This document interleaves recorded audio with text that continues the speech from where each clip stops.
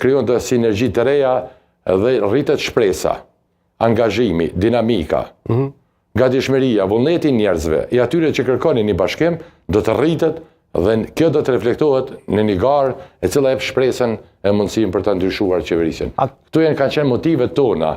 Dhe ka qenë një premtim që kanë dhënë shokëve këtu, miqve, bashkëpunëtorëve, elektoratit, po edhe shumë mërgjimtarëve, edhe njerëzve jashtë, edhe bashkëpunëtorëve jashtë, që të shkojnë drejt këtij projekti. Pjesa e leadershipit aktual të PDK-s, ka qenë pro një bashkimi me juve?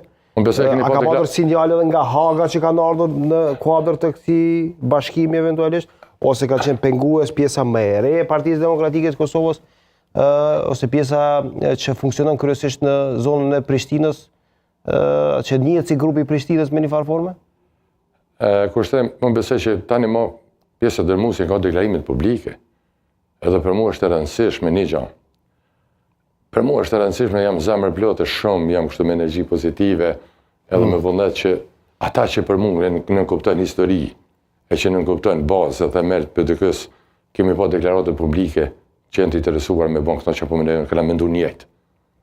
Deputet, 30 vjetër, aktivist, deri të votuesi i fundit, atje kemi pa deklaratat e këtyre njerëzve që ta që e bajnë atë zemrën e këtij organizimi, që përfaqësojmë ne, kanë qenë për dhe kanë kërkuar këtë bashkim. Tash, gjithmonë ka individ, të cilat në rrugave tjetër kalkulojnë mbi interesat ngushta individuale, si me thanë, e kanë probleme pa projektin e madh, dhe i frikojnë projektet mëdha të cilat çojnë ndryshimin e madh.